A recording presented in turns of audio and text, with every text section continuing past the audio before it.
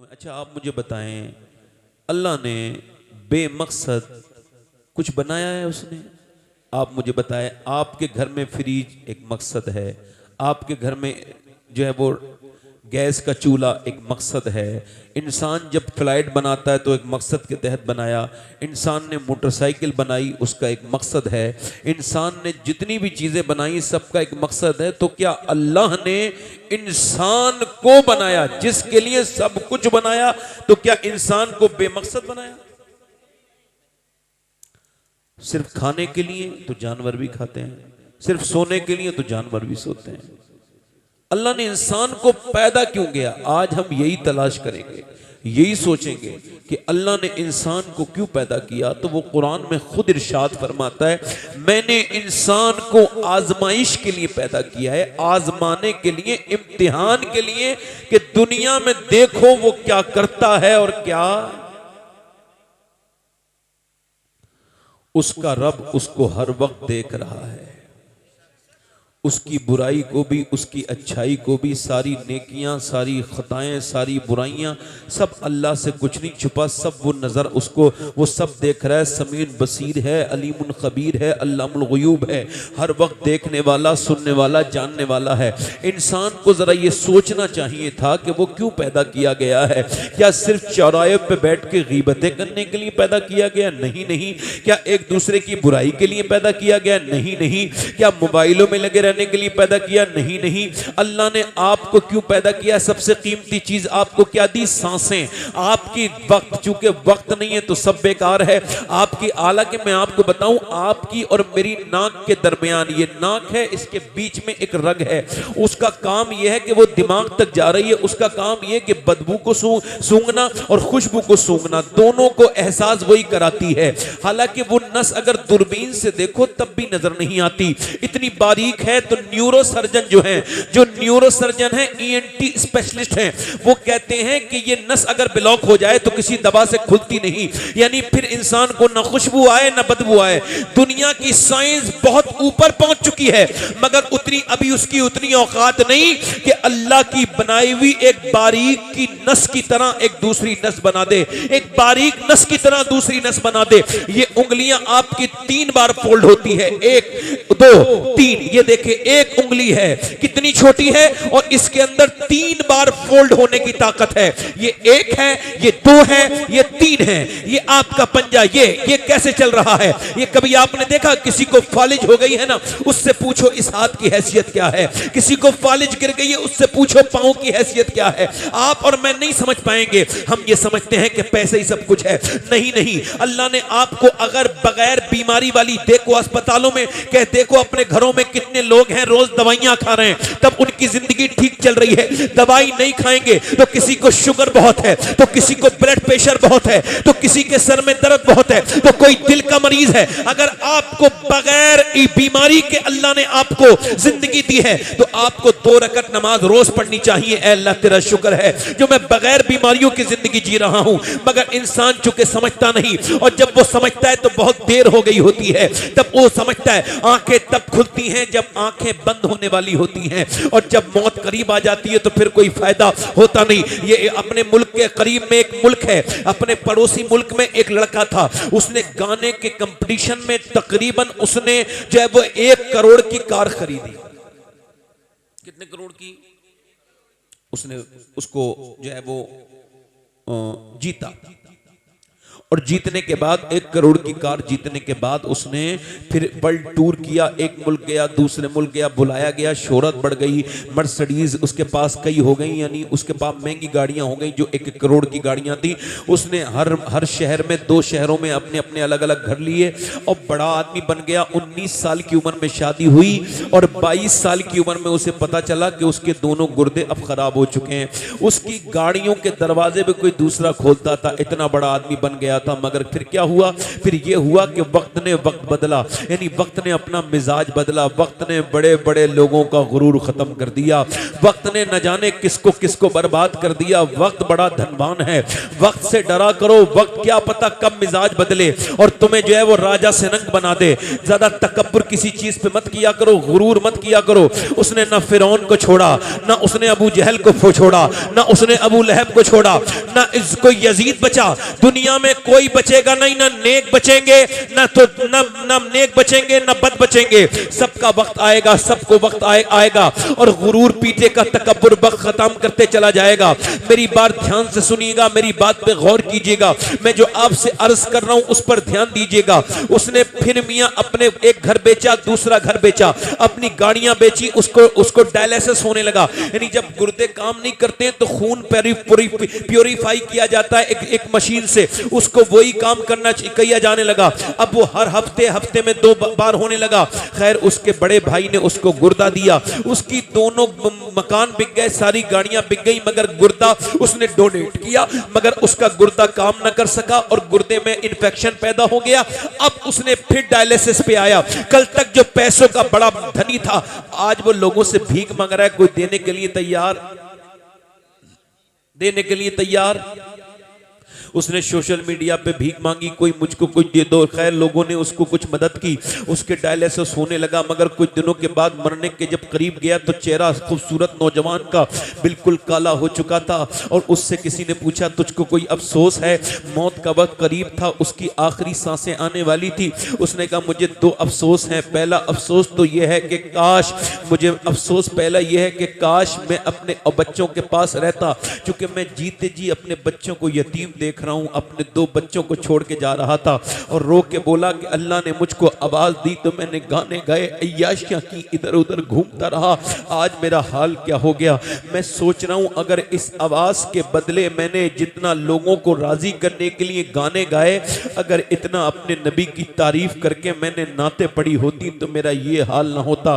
अगर मैंने आमना के लाल की नाते पढ़ी होती, कैसे कैसे चले गए। नौजवानों जरा गौर तो करो, तुम्हारी जवानियां बाकी नहीं रहेंगी, सब खत्म हो जाएंगी। हजरत इमाम हसन बसरी रिवायत करते हैं, वो बयान करते हैं, इमाम हसन बसरी कौन है? मौला अली के खलीफा, उम्मुल मोमिनीन उम्मे सलमा का दूध पीने वाले। वो हजरत इमाम हसन बसरी वो कहते हैं मेरा एक टन हाफिज कुरान मुरीद पूरे बसरा में इतना टनाटन हाफिज कोई नहीं था। वो मेरे पास आया, आके बोला मैं बर्बाद हो गया। मैंने कहा क्या हुआ? कहने लगा हुजूर मैं कहीं का ना बचा। मैंने पूछा बताना क्या हुआ? कहने लगा हुजूर कल से मुझे कुरान का एक आयत भी याद नहीं रही। कहा क्या हुआ? कहा कल एक लड़की का पीछा कर रहा था, उसे मैं पसंद करता था, उसने मुझे पलट के देखा और कहा तुझको शर्म नहीं आती? एक तो तू हाफिज कुरान, मुसलमान हाफिज कुरान, और फिर भी एक लड़की का जिलना दुश्वार करता है। क्या मुसलमान ऐसे होते हैं जैसा तू है? ये बता, क्या मुसलमान की ये हालत होते जैसे तू है? तुझे मुसलमानों की हालत तो ये है कि तेरे नबी की सुन्नत तो ये है कि एक गैर मुस्लिम लड़की बगैर दुपट्टे के हुजूर की बारगाह में आई, सरकार ने फरमाया सलमान इसके सर पे दुपट्टा रख दे, इसके सर पे मेरी चादर रख दे। सलमान फारसी ने कहा हुजूर मुसलमान की बेटी नहीं है, ये तो काफिर की बेटी है। फरमाया बेटी तो है किसी की, तू इसके सर को ढक दे, अल्लाह तेरे गुनाहों को ढक देगा, अल्लाह तेरे गुनाहों को ढक देगा। तू लड़की का पीछा करता है, तू इस वजह से दुनिया में आया है लड़कियों का पीछा करे, जान दुश्वार करे उनकी, तुझको शर्म आनी चाहिए। कहते हैं उसके अल्फाज इतने सख्त थे कि मेरे सीने में घबराहट पैदा हो गई हुजूर, और मैं फिर घबराया। फिर शाम से कुरान पढ़ता हूं तो मेरा अल्लाह नाराज हो गया, कुरान याद नहीं रहा, मेरे सीने से कुरान निकाल लिया गया। अभी तो सिर्फ कुरान निकला है, कहीं ऐसा ना हो मेरा ईमान ना निकल जाए, मेरा रब नाराज ना हो जाए। हुजूर दुआ करते हैं। इमाम हसन बसरी ने दुआ की, अल्लाह से दुआ की और बहुत रोए और लोगों से कहा लोगों बदनिगाही न किया करो, निगाहों की पाकीज़गी करना सीखो, क्योंकि मेरे नबी ने इरशाद फरमाया कि जिना आंखों का भी है।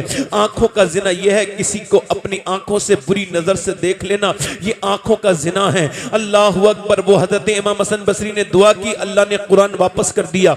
मगर ना तो हसन बसरी की तरह अब पीर बचे हैं, ना उसकी तरह मुरीद बचे हैं। अब तो मुरीदों को कोई मतलब नहीं पीर की दुनियादारी से, ना पीर को कोई मतलब है अपने मुरीद के अमाल से। खैर मैं पूछना चाहता हूं नौजवानों, ये जो तुमने अपने मोबाइलों को बंद करके रखा है, ये जो 3-3 GB 2-2 GB खर्च की है, ये जो फेसबुक पे गंदी तस्वीरें देखी हैं, ये जो 10-10 साल के लड़के गंदे गाने देख रहे हैं, क्या समझते हो इससे बर्बादी नहीं आएगी? ये तो बर्बादी का सबब है।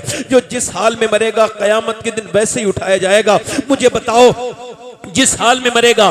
अगर कोई लड़की गंदी तस्वीर वीडियो देखता हुआ मर गया और उसने लास्ट बार वीडियो देखी थी, जब वो कयामत के दिन उठेगा तो क्या करेगा? और मैं अच्छा इससे पहले की बात पूछता हूं, जब भी मोमिन मरेगा तो कब्र में जाएगा, हुजूर का दीदार होगा। ये बताओ क्या इन आंखों से हुजूर को देख सकते हो जिससे थोड़ी देर पहले तुम मोबाइल पे गंदी फिल्म देख रहे थे, गंदी तस्वीर देख रहे थे, गंदी फिल्में वीडियो देख रहे थे? बताओ कैसे हुजूर को उन आंखों से देखोगे?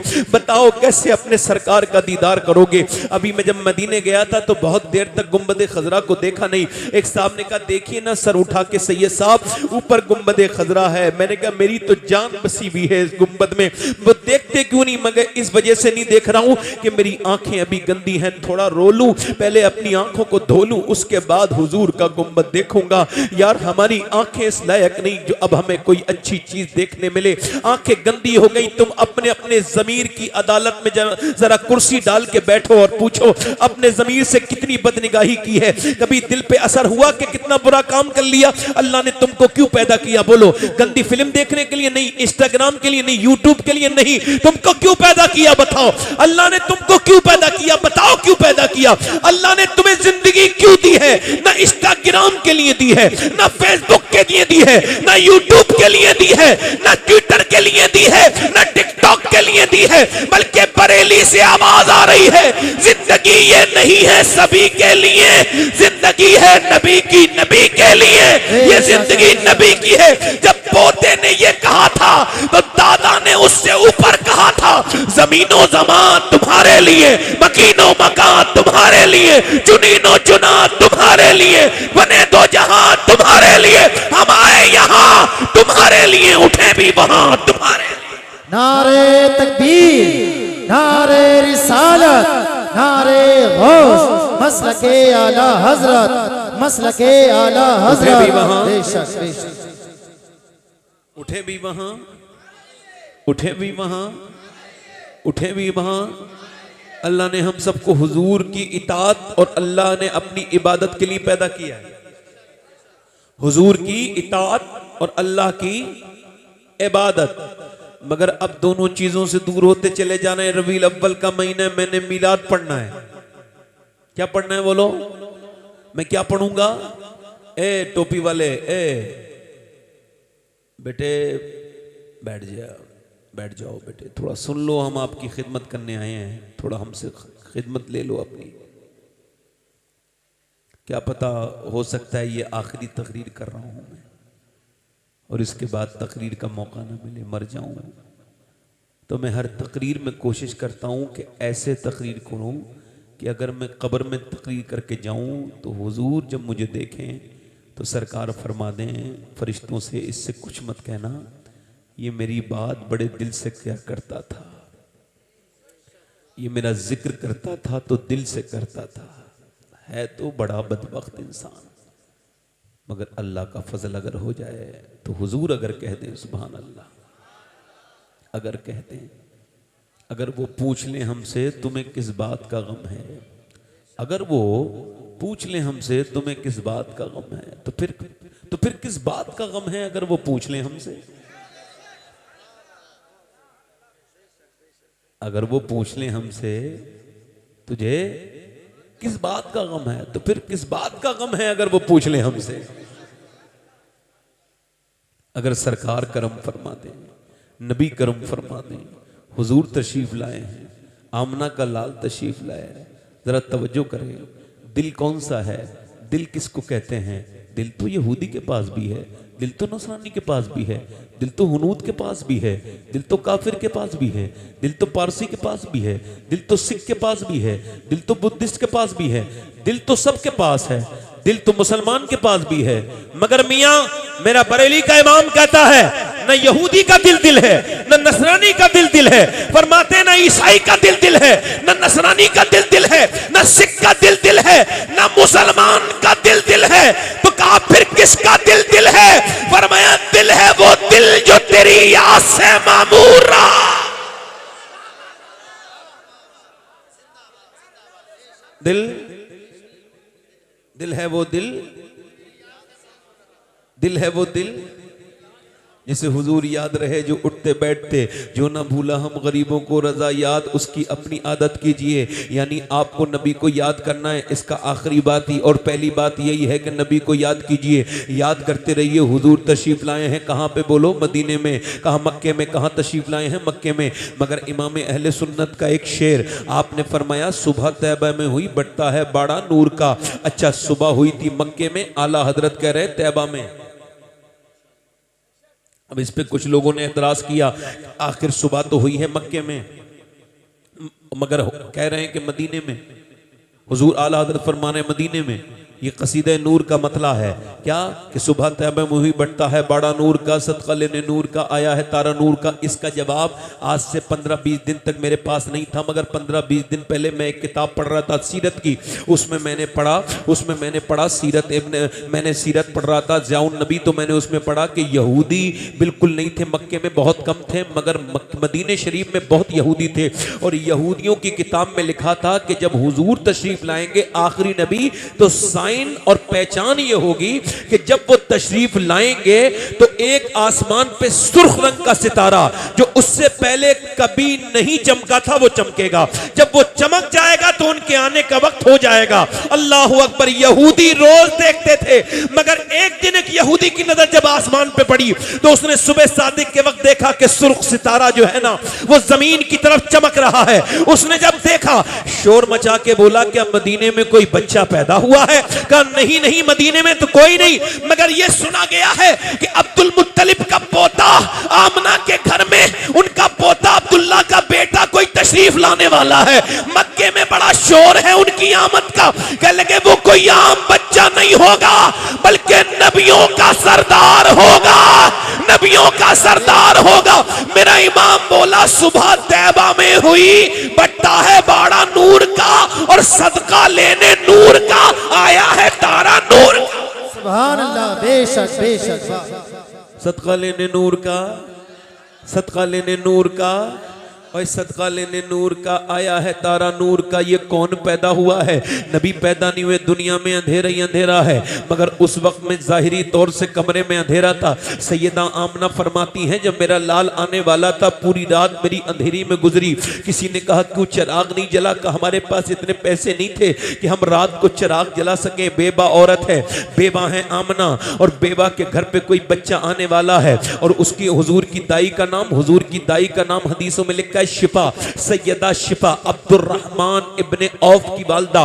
वो कहती है वो दाई कि मेरा काम था बच्चे की पैदाइश के वक्त में खड़ा होना। जब बच्चा पैदा होता था तो पहले गंदगी बाहर आती है, पूरे 9 महीने की रुकी हुई गंदगी बाहर आती है, और उससे बदबू निकलती है। फिर बच्चा बाहर आता है, फिर उसकी नाफ काटी जाती है। उसके बाद फिर बच्चे को नाफ काटने के बाद फिर बच्चे को नहला के माँ की गोद में दिया जाता है, उसकी खतने करवाई जाती है।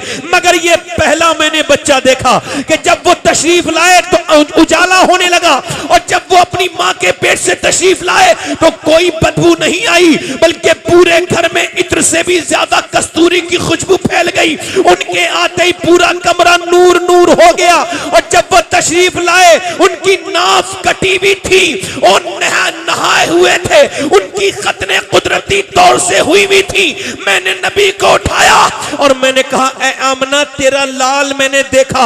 मैंने दुनिया में मक्के में बड़े बच्चे देखे, मगर पूरी मैंने जिंदगी में मक्के में ऐसा बच्चा नहीं देखा जैसा तेरा बेटा है। सैयदा आमना ने कहा आप मक्के की बात करती हो, मैं मदीने की रहने वाली हूँ। मैंने भी अपने लाल से ज्यादा हसीन पूरे मदीने में कोई बच्चा नहीं देखा। अब्दुल मुत्तलिब ने गोद में लिया, दादा ने कह लगे आमना तुम मदीने की बात करती हो, शिफा तुम मक्के की बात करती हो। मैंने दुनिया घूमी है, मैंने अपनी जिंदगी में इतना खूबसूरत बच्चा कभी नहीं देखा। मेरा बरेली का इमाम बोला यही बोले सिदरा वाले चमने जहां के थाले सभी मैंने छान डाले, तेरे पाए का न पाया तुझे यक ने यक। बेशक सुभान अल्लाह सुभान अल्लाह। नारे तकबीर, नारे रिसालत, नारे यक ने गोद में ले लिया आमना ने, गोद में ले लिया आमना ने। सुभान अल्लाह। और अपने लाल को देख के आमना रोती है, आमना रोती है। हुजूर के बचपन का ये दर्द कौन समझेगा? कि कोई दाई उठा के नहीं ले जा रही है, इस बच्चे को उठा के नहीं लेके जाएंगे। शिफा कहती है मैंने हुजूर को पैदाइश के वक्त उनको लिटाला पीठ के बल, तो उन्होंने पीठ के बल से करबट ली और एकदम सजदे की तरह उठे, दोनों हाथ सजदे की तरह टेके और माथा ज़मीन पे सर रखा, और सर रखने के बाद अल्लाह के रसूल ने जो है ना वो दुआ करना शुरू कर दी, नमाज पढ़ना शुरू कर दी, सजदा करना शुरू कर दिया। मेरे नबी पैगाम दे रहे थे मैं मीलाद वाला अकेला नहीं आया, अपने साथ नमाज लेके आया। क्या लेके आया बोलो, क्या लेके आया? नमाज लेकर। मेरे भाइयों क्या लेके आया बोलो?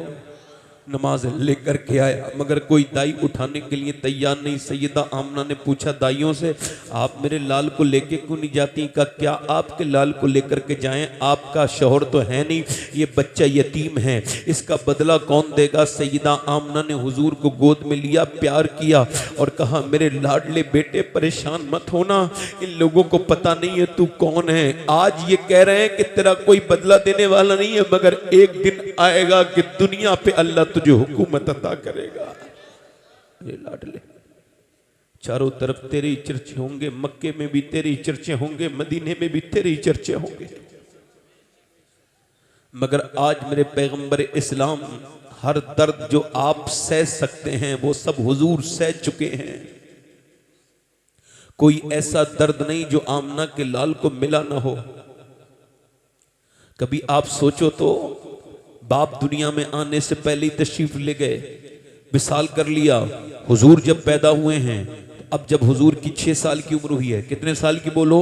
6 साल की उम्र हुई है। अच्छा 6 साल की हुजूर की उम्र हुई है। सैयदा आमना बयान करती हैं कि वो हुजूर को लेके जा रही थी मक्का मदीना, मक्के शरीफ से मदीना। 6 साल की उम्र थी हुजूर की और सैयदा आमना लेके जा रही थी। अब्दुल मुत्तलिब ने मना किया, न जाओ मेरी बेटी। जब मेरा बेटा गया था अब्दुल्ला, वो वापस नहीं आया, तुम भी न जाओ कि ना मुझे जाने दीजिए। क्या आप मुझे अपने शौहर की कब्र पे नहीं जाने देंगे? क्या आप मुझे मैके नहीं जाने देंगे? का मुझे अपने पोते को 1 मिनट के लिए भी दूर करना गवारा नहीं है, मुझे मेरा पोता न लेके जाओ।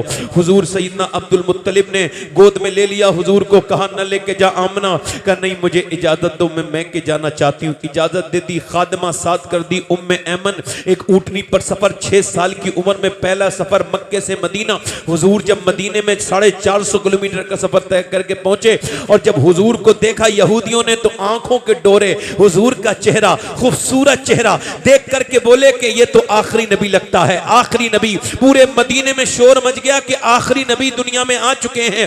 सैयदा आमना, अरे हुजूर की तो बात अलग है। सैयदा आमना जो है ना वो थोड़ी परेशान हो गई, अपने मैके पहुंची, फिर अपने शौहर की कब्र पे पहुंची अपने बेटे को लेकर। कोई बेवा औरत जब पहली मर्तबा अपने शौहर की कब्र पे जाएगी तो उसके ऊपर क्या गुजरेगी ये आप नहीं बयान कर सकते। मैं भी इतना मैंने पढ़ा है कि आपने अपने शौहर की कब्र पे खड़े होके कहा था, ऐ मेरे सरताज, ऐ मेरे शौहर अब्दुल्ला, आपको अल्लाह ने बड़ा हसीन बनाया था, आप बड़े हसीन थे, मगर काश आप देख सकते कि जैसा हसीन बच्चा आपका है, मक्के में किसी का बेटा इतना खूबसूरत नहीं है। हुजूर की माँ हुजूर की कब्र अब्बा की कब्र पे खड़ी हैं और कहती हैं कि काश आप देख सकते कि आपका बेटा कैसा है। हुजूर को गोद में उठाया और उसके बाद लेके चल दी। मदीने के लोग बातें कर रहे थे तरह तरह की, आप निकल गई वहां से, घबराहट पैदा हुई, निकल गई। मगर रास्ते में अव्वा के मकाम पर, मक्के और मदीने के बीच में जो पुराना रास्ता है, एक पहाड़ी के करीब बिल्कुल अव्वा के टीलों के दरमियान आमना खातून की तबीयत खराब हो गई। तबीयत सैयदा आमना की ऐसी खराब हुई कि वो लेट गई रेत पर। उन्होंने कहा रेत पर क्यों? उम्मे ऐमन कहती, मैंने कहा रेत पे क्यों लेटती हैं? आप कहें तो मैं अपनी चादर बिछा देती हूँ। कहा मेरे पास आमना वक्त नहीं है चादर बिछाने का। सैयदा आमना ने कहा उम्मे ऐमन मेरे बेटे को मेरे करीब ले आओ। हुजूर आ गए, हाथ पकड़ लिया सरकार का और कहा मेरे लाडले, ऐसा लगता है दुनिया से जाने का वक्त आ गया। मेरे लाडले, ऐसा लगता है कि दुनिया से जाने का वक्त आ गया। मेरे बेटे, मैं दुनिया से जा रही हूं मगर मेरा नाम दुनिया में रहेगा। ऐ मेरे लाल, जो आया है उसको जाना है, दुनिया को छोड़ना है। हर नई चीज को पुराना होना है, हर नई चीज को पुराना होना है। मैं दुनिया से जा रही हूं मगर मेरा नाम दुनिया से नहीं मिटेगा, जो कि मैंने तेरे जैसे बच्चे को जो जन्म दिया है। आप मुझे बताओ, आप में से किसी को इब्राहीम अलैहिस्सलाम की माँ का नाम पता है? मालूम है किसी को? इब्राहीम अलैहिस्सलाम की माँ का नाम किसी को पता है? याह्या अलैहिस्सलाम की माँ का नाम पता है? ज़करिया अलैहिस्सलाम की माँ का नाम पता है? इस्माईल अलैहिस्सलाम की माँ का नाम पता है? आप बताओ, आप में से किसी को यूसुफ अलैहिस्सलाम की माँ का नाम पता है? आप में से किसी को पता हो तो बताओ मूसा अलैहिस्सलाम की माँ का नाम। मगर जैसे ही सैयदा आमना का नाम आता है सब एकदम हुजूर की अम्मी को समझ जाते हैं। क्यों? क्योंकि मेरे नबी मस्जिद नबी में दोनों हाथ उठा के दुआ करते थे, ऐ अल्लाह जैसे तूने मेरे नाम को मशहूर किया है वैसे ही मेरी माँ आमना के नाम को भी मशहूर कर दे। वैसे ही मेरी माँ आमना के नाम आमना खातून ने आखिरी नजर अपने बेटे पर डाली है और कहा, मेरे लाडले अच्छा वो औरत जो बेवा हो और सफर में अगर उसकी मौत का वक्त करीब आ गया हो तो वो कैसे हसरत से जा रही होंगी। आखिरी नजर अपने बेटे पर डाली और आंखें बंद कर ली। और जब आखिरी बार बंद आंखें हुई तो हुजूर ने माँ को हाथ आवाज दी, माँ माँ। माँ ने सुना नहीं, फिर आवाज दी माँ। माँ की कोई आवाज नहीं, माँ तो दुनिया से जा चुकी थी, पर्दा कर चुकी थी। हुजूर ने चेहरे पर हाथ मारा, माँ माँ। कोई आवाज नहीं आई। हुजूर फिर रोने में लग गए। हुजूर जब रोए तो उम्मे ऐमन कहती, ऐसा लगता था अब्बा के टीले, वहां की फजा, वहां की हवा भी हुजूर के साथ रो रही है, मेरे सरकार के साथ रो रही है। कहते हैं मेरी माँ आमना, मेरी माँ माँ माँ। कोई आवाज नहीं आई। अल्लाह अकबर। कहती मैंने हुजूर को उठाया और हुजूर की अम्मी को ऊपर पहाड़ पे मैंने दफन किया और उनकी कब्र बनाई। मैं जब हुजूर को हाथ लेके नीचे को चली, हुजूर नीचे को मेरे साथ आए, मगर जब मैं ऊंटनी पे बिठाने लगी तो मेरा हाथ झिड़का और हुजूर दौड़े। मैं पीछे चली, मैंने देखा कि हुजूर अपनी माँ की कब्र के पास पहुंच गए, टीले पर चढ़ गए तो देखा अपनी माँ की कब्र के करीब पत्थरों से चिपटे हुए थे और रो रहे थे मेरे आका। और क्या कहते थे? कहते थे मेरी माँ आमना आप मुझे छोड़ के चली गई, हालांकि आपको पता है कि मक्के में मेरा कोई नहीं था आपके सिवा। मेरी माँ आप मुझे छोड़ के चली गई। 6 साल के मेरे आका उस, अच्छा आपको बताऊं, कोई यतीम होता है उसकी फूफी होती है, उसकी चाची होती है, उसकी ताई होती है, उसकी खाला होती है, उसको गोद में ले लेती है। मगर मेरे नबी ऐसी जगह यतीम हुए, न फूफी है, न खाला है, न ताई है, कोई भी नहीं है। मेरे नबी 6 साल के हैं, मेरे सरकार 6 साल के हैं। उम्मे ऐमन कहती है मैंने हुजूर को उठाया। अल्लाह अकबर। हजरत उमर कहते हैं कि 70,000 सहाबा के साथ हम हज करने आ रहे थे। 70,000 मदीने से मक्के की तरफ। हुजूर एक जगह बैठ गए, दोनों पांव ऊपर किए, पांव के अंदर अपना सर रखा और हुजूर रोने लगे टीले पर। हुजूर ने सर पांव में रखा, रोने लगे। मैंने पूछा, हुजूर के करीब गया, मैंने कहा या रसूलल्लाह सारे सहाबा रो रहे हैं, आप रोते क्यों हैं? मेरे नबी, मेरे माँ बाप कुर्बान हो जाएं, आप पर उमर अपनी जान दे देगा, आपकी आंखों में आंसू नहीं देखेगा। या रसूलल्लाह आप रोते क्यों हैं? फरमाया यार उमर देखता नहीं, मेरी माँ आमना की कब्र है ये, और आज से 55 साल पहले मेरी माँ इस दुनिया से गई थी। आज 61 साल की उम्र में मेरा पैगंबर अपनी माँ की कब्र पे बैठ के रो रहे हैं।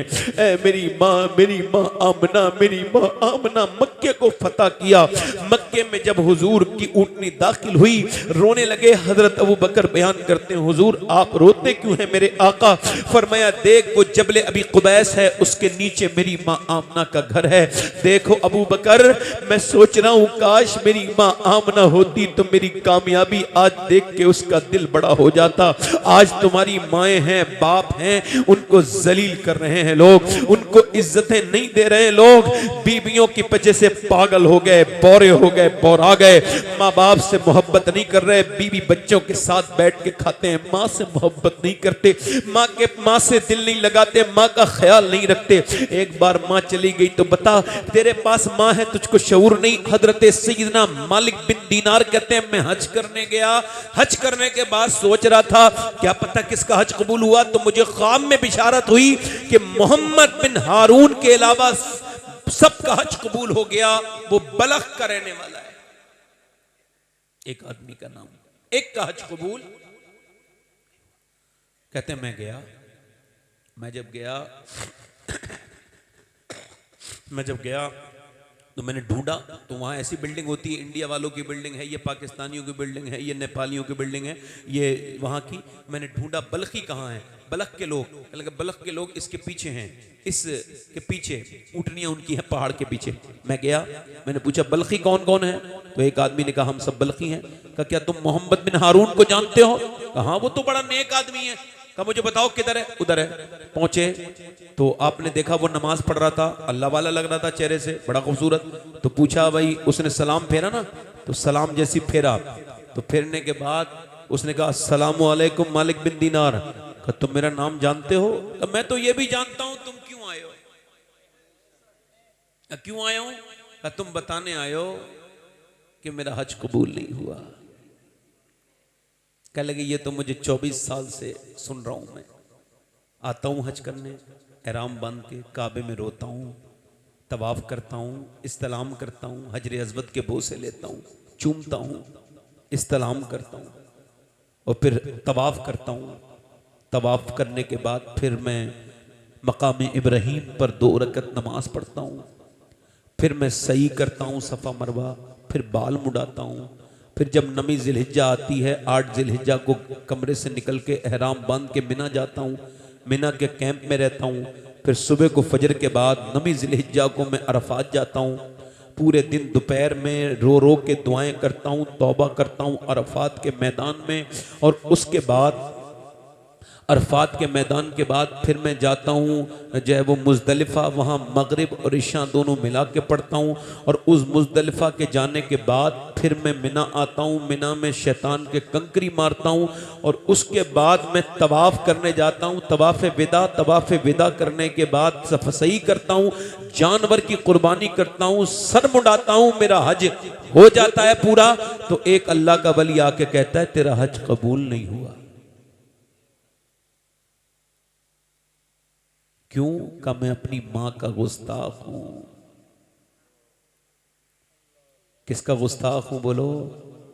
भाई सुन लो यार, किसका गुस्ताख हूं बोलो? मां का। तो क्या हुआ था कि मैं बड़ी शराब पीता था, बिगड़ गया था, अय्याश था जवानी में। ए भाई बेटे तकरीरी खत्म कर दूंगा 2 मिनट में, ये कोई मजाक की बात नहीं है। पहले कहा था कि उठ के जाना है जिसे चले जाओ, मजाक उजाक समझ रहे हो क्या? अदब उदब है कुछ नहीं, इंसान के बच्चे बनो यार।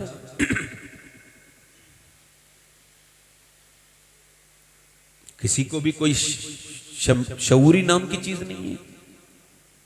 आपको कोई घर से बुलाने आया था, आए हो तो बैठ के सुन लो। किसी डीएम के यहां बगैर बात सुने उड़ जाएगा आदमी? किसी थानेदार बिठाल दे तो उठेगा नहीं।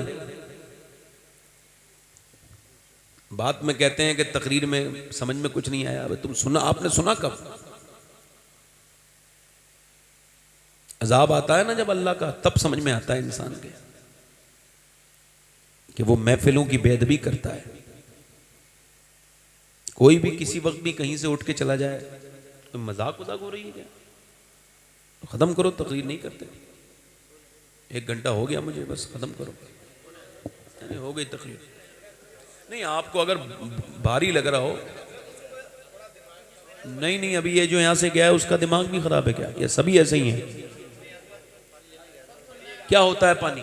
क्या होता है पानी? क्या होता है पानी भाई? कुर्बानी से मिलती है कोई चीज। इंसान 3-4 दिन पानी न पिए मरेगा नहीं, मगर बात की मतलब खत्म हो जाता है ना बात का। फिर ये इसी वजह से मैं बहुत हिसाब से तारीखें देता हूं बड़े अलग अलग जगहों पर, कि हमारे यहाँ ये हंसाने वाले जोकर मुकर्रिरों का लोगों पे असर है कि वही हंसाएंगे, 2-3 इधर की सुनाएंगे, 2-3 उधर की सुनाएंगे, और फिर 2-3 लतीफे सुनाएंगे, निकल जाएंगे। फिर वही आदतें पड़ गई हैं लोगों को। उनको पता ही नहीं कि तकरीर सुनी कैसी जाती है। तकरीर ऐसे सुनी जाती है कि जब हुजूर बयान करते थे तो सहाबा इकराम के सरों पर वो बैठ जाते थे परिंदे, ये समझ के कि ये कोई बेजान चीज है। ऐसे अदब करते। तब गौस पाक की महफिल होती थी, लाशें निकलती थी, लाशें। तकरीर सुन के लोग मर जाते थे। तो अगर सुनाने वाले कमाल के थे तो सुनने वाले भी तो कमाल के थे ना। बात ही भूल जाता हूं मैं तो। मैंने पहले कहा था जिसे जाना हो चला जाए, कहा था, पहले ऐलान किया था। मेरी बात गलत तो नहीं? बताओ बताओ। बड़ी अफसोस होता है मुझे इस तरह की चीजें देख के। मैंने एक को टोका है, 4-5 हैं वो मोबाइल कोई हाथ में लिए हुए है और वो मोबाइलों को कान पे लगाए हुए ऐसे करके, वो ये जन्नत जहन्नम में ले जाएगा, मोबाइल क्या करेगा आदमी को? इससे पीछे ही नहीं छूट रहा है उसका। सब सोता है तो इसे देख के सोता है, उठता है तो सबसे पहले इसे देख के उठता है। पहले लोग सोते थे तो मौत को याद करके सोते थे, उठते थे तो अल्लाह को याद करते थे कि मालिक तूने नींद अच्छी दी और नींद बड़ी अच्छी हो गई। अब जिसे जाना हो, अब फिर कह रहा हूं, अगर थोड़ी देर तकरीर मुझे करने की, मैं 1 घंटा मुझे हो गया, 1 घंटा मुझे हो गया, तकरीर कर चुका मैं। हाँ, मेरी तकरीर अभी हर रह बहुत गई है, बहुत सी रह गई है। अब जिसे जाना हो पहले चले जाओ, फिर बाद में करेंगे तकरीर। बंद कर लो माइक थोड़ी देर के लिए, जाओ। कोई तकलीफ नहीं होगी, अभी चले जाओ, जाओ जो जाना है।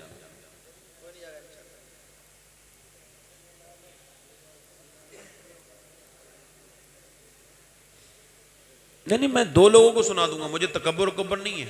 सुनने वाला हो एक को सुना दो, एक हो सुनने वाला हो, अमल करने वाला हो, एक काफी है महफिलों की। हम सफर चाहिए, हुजूम नहीं है।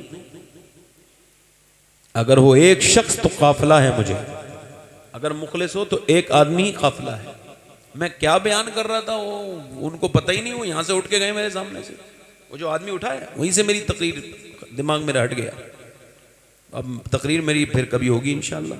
अब मैं तौबा करता हूँ, अस्तगफिरुल्लाह रब्बी मिन कुल्लि ज़म्बिन व अतूबु इलैह, ला इलाहा इल्लल्लाह मुहम्मदुर रसूलुल्लाह। अल्लाह आप सबको सलामत रख के खुशियाँ अता फरमाए, बरकतें अता फरमाए। अब आप पानी वानी पी लो, फिर तकरीर होगी इंशाअल्लाह। कभी पानी पियो, चाय पियो, और भी कोई यहाँ फंक्शन करो, पार्टी वार्टी करो यहाँ पे। उसके बाद इंशाअल्लाह जब वक्त मिले तो हुजूर की बात सुनना, जब वक्त हो तब सुनना, बेवक्त हुजूर की बात नहीं सुननी चाहिए। अल्लाह आपको सलामती के साथ रखे, बरकतें अता करे, खुशियाँ अता करे।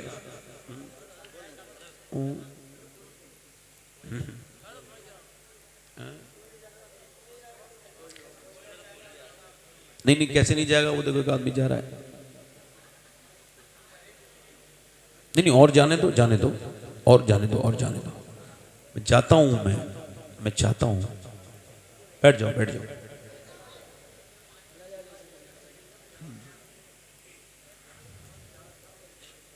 अच्छा, एक बार बताओ मुझे, ये मेरी मोहब्बती तो है जो मैं टोक रहा हूं, वरना मुझे क्या जरूरत है? मैं अपनी तकरीर करके चला जाता। मैं कोई ब्रेन बहुत है मेरे अंदर, दिमाग बहुत अल्लाह ने दिया है मुझे, तभी तो रोज तकरीर कर रहा हूं। तो एक आदमी पे मैं नाराज क्यों होता हूं? एक बार गौसे आजम तकरीर कर रहे थे। कौन कौन? एक चील उड़ के गई। चील को अकल होती है, और उसने बोलना शुरू कर दिया। चील ने आवाज नहीं, गौस पाक ने देखा, 2 टुकड़े कर दिए, नीचे गिर गई।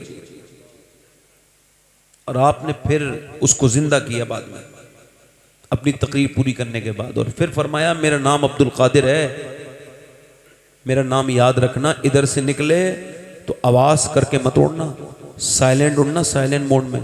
इस बार जिंदा कर रहा हूं, अगली बार जिंदा नहीं करूंगा। मेरे हुजूर की महफिल में अगर तूने रखना पैदा किया, गौसुल आजम के 7 लड़के इंतकाल करें, 7 सगे बेटे अपनी तकरीर में। जब कोई आके कहता था आपकी तकरीर सुन के आपका बेटा इंतकाल कर गया, तो गौस पाक उस पर असर नहीं लेते थे, तकरीर पूरी करते थे। बाद में उस बच्चे को उठाते थे, दफनाते थे, और दफन करके कहते थे मालिक तेरे और मेरे बीच में मेरी औलाद भी नहीं आई है, मुझे तुझसे ज्यादा प्यार है, औलाद से नहीं है। तब कुछ मिलता है। ये रिवायतें इस तरह की रहेंगी तो ऊपर कुछ नहीं मिलेगा। बेवजह की मेरी भी दिमाग को आपने बेवजह में जो है कहां कहां से डाइवर्ट कर दिया। दुरूशी पढ़ लीजिए। अल्लाह कहने लगा 24 साल से हज कर रहा हूं लगातार। कितने साल से? और 24 साल से हज करता हूं। 24 साल के बाद, हज के बाद एक अल्लाह का वली आता है और कहता है कि तेरा हज कबूल नहीं हुआ। का क्यों? का मैं अपनी मां का गुस्ताख हूं, मैंने अपनी मां को सताया। तो क्या हुआ था? का शराबी बन गया। एक दिन शराब के नशे में अपने घर आया और नशा था मुझ पे शराब का तारी। रमजान का महीना था, मेरी माँ रोटी बना रही थी, मैं उसके करीब गया, जाके मैंने कहा मुझको ज़रा खाना दे दे। तो उसने मुझसे कहा तुझे शर्म नहीं आती, रमज़ान में शराब पीता है, तेरे बहन भाइयों का रोज़ा है, उनका ख्याल नहीं रख रहा और रोट खाना मांगता है। अरे थोड़ा किसी का एहतराम ही कर ले। कहते हैं मेरी माँ की बातें मुझे गुस्सा चढ़ा गई और मैं ऐसा जज्बाती हुआ, ऐसा तैश आया कि मैंने जाके जन्नाटेदार हाथ उसके मुंह पे मारा। हाथ का मारना था, मेरी कमज़ोर माँ ऊपर से नीचे तंदूर में जहाँ रोटी बना रही थी उसमें गिर गई और वो फिर जलने लगी। मुझे शराब के नशे में उठा के कमरे में बंद कर दिया। मेरी माँ की चीखों की आवाज़ें मैं सुनता रहा और मुझे नींद आ गई। दूसरे दिन जब मेरी आँख खुली दोपहर में तो मेरी बीबी कमरे में से अपनी सारे सामान उतार चुकी थी और उसने पैकिंग मुकम्मल कर ली थी और वो जाने वाली थी। मैंने पूछा कहाँ जा रही है? उसने कहा मैं अपने मैके जा रही हूँ। मैंने कहा क्यों? कहा मैं तेरे साथ नहीं रहूंगी। कहा क्यों? कहा इस वजह से कि मैं माँ के कातिल के साथ रह के अपने आप को बर्बाद नहीं कर सकती। क्या क्या मेरी माँ मर गई? कहा हाँ मर गई, तुझे 9 महीने पेट में रखने वाली। हाँ, गीले में रह के तुझे सूखे में सुलाने वाली। जब तू कुछ नहीं जानता था तो तुझे हवाओं से, सर्दी से, गर्मी से अपने सीने से चुपटा के बचाने वाली। वो चली गई। कहा तुमने मुझे बताया क्यों नहीं? कहा वो कह के गई थी कि उसे मेरा मुंह मत दिखाना, उसको मेरा चेहरा मत दिखाना। जिसने मुझे मार दिया, जिसने मुझे जला दिया। हजरत मालिक बिन दीनार कहते हैं मैंने उसके मुंह पे जन्नाटेदार हाथ जोर से मारा और कहा जालिम तू है ही इस लायक, तेरा क्या हज बज है, तूने अपनी मां को मार दिया। कहते हैं मैं सोया, रात को ख्वाब में हुजूर अलैहिस्सलाम का दीदार हुआ। इरशाद हुआ क्यों तूने डरे को डरा दिया, डरे हुए को मालिक बिन दीनार? मैंने अर्ज की या रसूल अल्लाह उसने अपनी मां पे जुल्म किया है। कहा हुजूर ने फरमाया वो बख्शा जाएगा। हुजूर कैसे?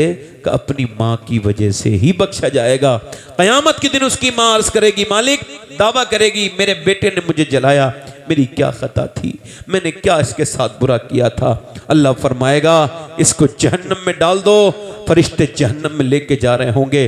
वो जब जाएगा सुए जहन्नम, पलट के अपनी माँ को देखेगा, माँ अपने बच्चे को देखेगी, बच्चा अपनी माँ को देखेगा, दोनों एक दूसरे को पलट के देखेंगे। माँ पूछेगी अब क्या देखता है मुझे? तो कहेगा मेरी माँ याद कर बचपन में मेरे एक बार कांटा लगा था तो तू रोने लगी थी, मेरे पाँव में खून निकला था तो तू रोने लगी थी, आज मुझे जहन्नम में फरिश्ते लेके जा रहे हैं, तू माँ है, माँ देख माफ़ कर दे, मैं जहन्नम में जा रहा हूँ। अल्लाह उस माँ के दिल में रहम डालेगा और उठ के कहेगी मालिक मेरे बेटे को माफ़ कर दे, मेरे रब मेरे बेटे को माफ़ कर दे। माँ कहेगी तो अल्लाह फरमाएगा इसने तुझे जला के मारा था, तेरी जलन में मौत हुई थी। कहाँ मालिक मारा तो था मगर मेरा लाल है, मेरा बेटा है, तू इसको माफ़ कर दे। हाय हाय हाय, ये तो माँ है कि जो अपने बच्चे को इस हाल में भी माफ़ कर रही है कि बच्चा है, जो अपनी माँ पे चीखता है अर्ज़ की या रसूल अल्लाह क़यामत कब आएगी, अर्ज़ की या रसूल अल्लाह क़यामत कब आएगी। इरशाद हुआ जब लोग अपने माँ बाप की इज्जत करना छोड़ देंगे, जब उन्हें जलील करेंगे, घरों में माँ बाप सताए जाने लगेंगे। ये जो दाढ़ी वाला सफ़ेद है, ये जो तेरे घर में बैठा है तेरा बाप, ये सारी जिंदगी तुझ पे खर्च करके बैठा है, इसने दाव पे लगा दी पूरी जिंदगी। तेरी जवानी इस तेरे बाप का बुढ़ापा, इसकी जवानी तेरी जवानी के अंदर है। ये खुद भूखा रह के तुझे इसने खिलाया है, इसने परदेश काटे, इसने दिन रात न देखी काम किया बच्चों के लिए, ये तुझे अस्पतालों में दिखा के लाया, तुझे पढ़ाया। मगर आज जब तू बड़ा हुआ है तो तेरी दौलत के तेरे दोस्त तो मजे लेते हैं मगर तेरा बाप महरूम है। जब तेरा बाप मर जाएगा, तेरी माँ मर जाएगी, तू ठंडी मिट्टी से जाके रोएगा तो फिर क्या रोया यार। जीते जी अपनी माँ बाप को मना ले, ये नेमत एक बार चली जाए तो फिर कभी मिलती नहीं। बाप चला जाए दुनिया में तो कोई दूसरा बाप नहीं, माँ चली जाए तो दुनिया में दूसरी माँ नहीं, रिश्तेदार भी मिलेंगे मगर वो माँ चली गई, अगर बाप चला गया तो ये मिल नहीं सकता। ओ मेरे दोस्तों, ओ मेरे भाइयों, अल्लाह से मोहब्बत करो, उसके रसूल से मोहब्बत करो और अल्लाह की इताअत करो और अपने माँ बाप की इज्जत करो। माँ जिंदा है तो उससे दुआएं लिया करो, जब वो दुआएं देती है तो सारी बलाएं टाल देती है। जब वो हाथ फैला के दुआ करती है, किसी पीर की दुआ लगे ना लगे, किसी पीर की दुआ की कोई हैसियत नहीं माँ की दुआ के सामने। क्योंकि मेरे नबी फरमाते हैं माँ बाप की दुआ ऐसे लगती है जैसे उम्मती के हक में नबी की दुआ कबूल होती है, ऐसे लगती है माँ बाप की दुआ। यार जरा गौर तो करो, एक बूढ़ा आदमी रो रहा था अपनी माँ की मौत पर। मैंने उससे पूछा यार तुम्हारी उम्र 60 साल है, माँ तुम्हारी 85 साल की इंतकाल करी है, फिर भी रोते हो? कहने लगा हाँ सैयद साहब, मुझे अब ताया चाचा और दादा नाना कहने वाले तो हैं, मगर वो जो बेटा कह के पुकारती थी वो चली गई। वो जो मुझे अपना बेटा कहती थी आज वो चली गई। सब हैं घर में, मगर अगर माँ नहीं है तो क्या है, वो घर सूना है, वो घर सूना है। आज उन औरतों से भी कह रहा हूं जिन्होंने बेटों जिन्होंने माओ से बेटे छीन लिए, याद रखना माँ की हाय खाली नहीं जाती। याद रखना तूने अगर माँ से जुदा किया है बेटे को तो तूने बहुत बड़ा जुर्म किया है। तेरा जुर्म माफी के लायक नहीं है जो अपनी औलाद से उसके बच्चे को जुदा कर दे। इससे बड़ा कौन सा जुल्म हो सकता है बोलो? जो मियां बताओ, पेड़ किसी और ने लगाया था और माली कोई और था, और जब पेड़ बड़ा हो गया कब्जा किसी और का हो गया, माली कोई और था। ओ मेरे दोस्तों, मां का एहतराम कर लो। ओ मैमन कहती मैंने हुजूर को गोद में ले लिया। हुजूर को गोद में लेने के बाद मैंने उठाया और लेके मक्के पहुंची तो अब्दुल मुत्तलिब ने कहा क्या मेरी बहू कहां है? ऐ मैमन मेरी बहू कहां है? मैंने कहा अब्दुल मुत्तलिब आपकी बहू को तो मैंने अब्बा के टीलों में छुपा दिया, आपकी बहू तो अब्बा के टीलों में दम तोड़ गई। जनाबे अब्दुल मुत्तलिब ने हुजूर को गोद में लिया और कहा मेरे पोते दिल थोड़ा न कर। पोता दादा की गोद में आके सिसक के रोया। दादा ने कहा मेरे लाडले ओ मेमन मेरे पोते का ख्याल रख। 2 साल तक दादा रहे, साथ में रखते थे, हर वक्त अपनी जगह बिठाते थे, खिलाते थे, पिलाते थे। मगर 2 साल के बाद जब दादा गए तो 2 साल के बाद मेरे नबी को लोगों ने देखा कि काबे की दीवार से चिपट चिपट के रोते थे और दादा दादा दादा की सदाएं लगाते थे। फिर एक दिन वो आया, अब्दुल मुत्तलिब ने अबू तालिब ने हुजूर को ले लिया, मैं आपको पालूंगा। जनाब अबू तालिब मोहसिन है मेरे नबी के, उन्होंने उठाया और उठाने के बाद अपने घर ले गए, कहा मैं पालूंगा। अल्लाह को दिखाना कुछ और था, बारिश होना बंद हो गई। बारिश वैसे भी कम होती थी मगर मक्के में कहत पड़ गया, जानवर भूखे मरने लगे। लोगों ने कहा अबू तालिब दुआ कर दो। कहा मैं दुआ नहीं करूंगा, मेरा भतीजा दुआ करेगा। कहा वो बेबरकत है, यतीमों को बेबरकत कहते थे माज़अल्लाह मक्के के लोग, कहते थे मनहूस होते हैं यतीम। उन्होंने कहा ये क्या दुआ करेगा, ये तो बेबरकत है। अबू तालिब बोले खामोश, जो मेरे भतीजे को बेबरकत कहा, सारी बरकतें तो अल्लाह ने इसे ही दी हैं। हुजूर को गोद में उठाया और काबे की दीवार से लगाया और कहा ए उजली रंगत वाले, ए चिट्ठे चेहरे वाले, ए मीठी बातों वाले, जरा दुआ तो कर दे। मेरे नबी ने चारों तरफ देखा, प्यासे खड़े थे, मेरे नबी चारों तरफ देख रहे थे। एक तरफ आसमान का सूरज चमक रहा था, एक तरफ आमना का लाल चमक रहा था। मेरा इमाम कहता है खुर्शीद था किस जोर पर, क्या बढ़ के चमका था कमर। बेपर्दा जब वो रुख हुआ, ये भी नहीं वो भी नहीं, मेरे नबी ने देखा सब प्यासे हैं और प्यासे परेशान हैं। मेरे नबी ने आसमान को देखा, एक बादल का टुकड़ा नहीं था। नबी ने इशारा किया एक तरफ, फिर दूसरी तरफ इशारा किया, ऐसा बादल आया, ऐसा बादल के पूरे मक्के में अंधेरी छा गई। और फिर ऐसा मेघा बरसा, ऐसा मेघा बरसा, ऐसा मेघ बरसा, ऐसी बारिश हुई कि उससे पहले मक्के वालों ने ऐसी बारिश कभी नहीं देखी थी। लोग भीगते जाते थे और हुजूर की तरफ देख के कहते जाते थे ये जो आमना का लाल है ना, ये मोहम्मद यतीम बन के नहीं आए, बल्कि ये तो यतीमों का सहारा बन के आए हैं। कसर बाकी न रखी बज़्म इम्कान जगमगाने में, कसर बाकी न रखी बज़्म इम्कान जगमगाने में। अरब में चांद निकला, चांदनी फैली जमाने में। हिरा के गार से शमे नबुव्वत की करन फूटी, उजाला ही उजाला हो गया हर सू जमाने में।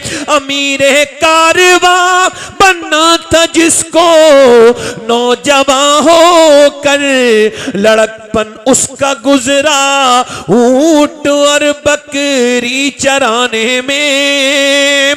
और किसी शय की तमन्ना ही नहीं हमको जमाने में मदीना लिख दिया जाए हमारे आबोदाने में। और मुबारक हो और जना फरिश्तों की सलामी देने वाली फौज गाती थी, जनाबे आमिना सुनती थी, ये आवाज आती थी कि रहमत ने तेरी सूखी हुई डाली हरी कर दी, तेरी बेबा बहू की गोद अपने नूर से भर दी।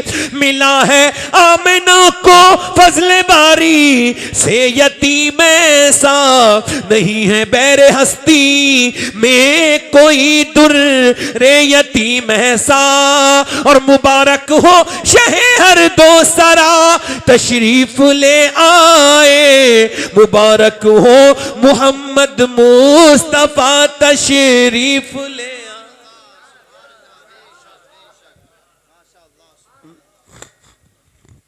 हुजूर तशरीफ ले आए, माओं की इज्जत बढ़ गई। जो बाप के मरने के बाद माओं को बेच के आते थे, आज वो माओं के हाथ चूमने लगे। बेटियों को जिंदा दफन करने वाले बेटियों की खुशी पैदा होने पर खुशियां मनाने लगे। मेरी बहनें मगर हुजूर को भूल गई, मेरे भाई भी हुजूर को, बोलो हुजूर को, जल्दी बोलो, भूल गए। अब तो कोई याद नहीं करता। किसे? जिसका पहला दुनिया में आते ही यही लफ्ज थे, रब हबली उम्मती, और आखिरी लफ्ज भी जो लोगों ने सुने वो यही थे, क्या? रब हबली उम्मती। हाय हाय हाय। ना कोई माँ इतना प्यार कर सकती है, ना कोई बाप इतना प्यार कर सकता है जितना मेरे नबी अपने हर उम्मती से प्यार करते। मैं कभी मदीने में खड़े होके हुजूर के गुंबद की तरफ देख के कहता हूँ, या रसूल अल्लाह, क्या मैं भी उन लोगों में शामिल हूँ जिससे आप प्यार करते हैं? तो रहमतें आवाज़ देती हैं, हाँ मेरा हर उम्मती शामिल है, हर उम्मती। तो फिर मैं अर्ज़ करता हूँ, या रसूल अल्लाह, बस ज़िंदगी भर आपकी ग़ुलामी में गुज़रे, आप याद आएँ तो फिर याद ना आए कोई, आप याद आए तो फिर याद ना आए कोई, गैर की याद मेरे दिल से भुलाए रखना। मेरे सरकार मेरी बात बना। हुजूर आ गए। कौन आ गए? बोलो, आखिरी बातें कर रहा हूं। कौन आ गए? हुजूर आ गए। और जब पहली बार पर्दा फर्ज हुआ मदीने में, तो सुबह सुबह फजर के वक्त सारी औरतें पर्दे में। तो एक औरत आई, उसने कहा तुम सब पर्दा क्यों कर रही हो? कहा हुजूर को अल्लाह ने हुक्म दिया है, मुसलमान औरतों को पर्दे के लिए अल्लाह ने पर्दा फर्ज कर दिया। तो उसने अपने बेटे से कहा, जा मेरी चादर उठा के ला। वो चादर लाया। जब चादर लाया तो उसने चादर ओढ़ी और गई। उसके आदमी ने कहा, जब तुझे पता चला था तो घर आके चादर ओढ़ ली थी, मस्जिद में चादर क्यों मंगाई? उसने कहा, मेरे दिल ने गवारा नहीं किया। जब सुना कि अल्लाह ने हुक्म दे दिया अपने हबीब को, तो दिल ने गवारा नहीं किया कि एक कदम भी बगैर पर्दे के बाहर निकालूं। आज औरतें बेपर्दा हो गई तो बच्चे बेहया हो गए। ए टोपी वाले, इसको जरा बाहर कर दो। जाओ बेटे, जाओ जाओ जाओ। मोबाइल में बात करता है, बैठता है, फिर चला जाता है। जाओ बेटे, जाओ। दुरूद शरीफ पढ़ लो।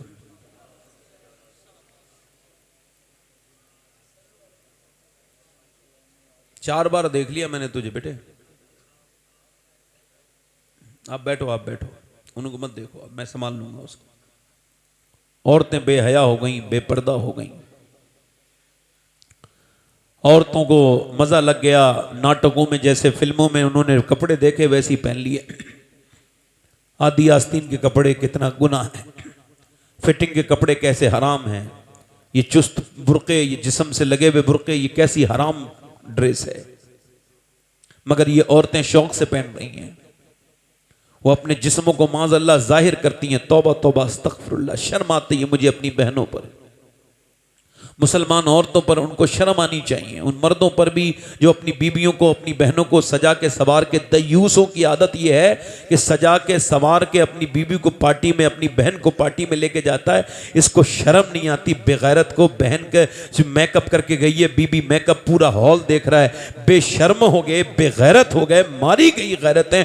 मुसलमानों का ये हाल है माज़ अल्लाह। अल्लाह के रसूल की बीबी कुरान पढ़ रही हैं, हुजूर की बीबी, हम सब की माँ अम्मी आयशा। कुरान के अल्फाज थोड़ी आवाज तेज हो गई और उधर से आवाज आ रही थी। नबी पाक ने पत्थर उठाया, अंदर लगाया जहां से सुराख से आवाज आ रही थी, फिर अंदर गए।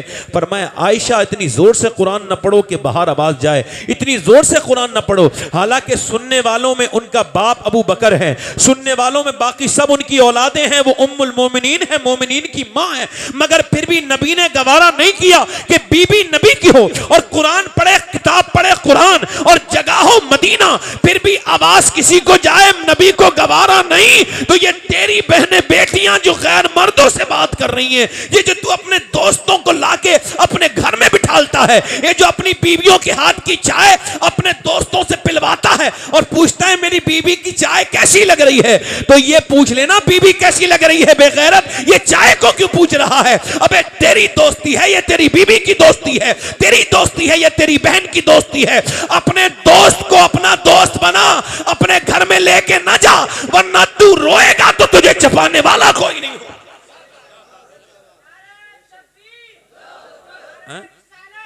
ए, पीठ हटा के लगो, हटा के बैठो। तुमसे कहा था पीठ लगा के ना बैठो, तो क्यों बैठ रहे हो? इधर देखो, आप मेरी तरफ देखो। रुक जाओ, दुरूद शरीफ पढ़ लो।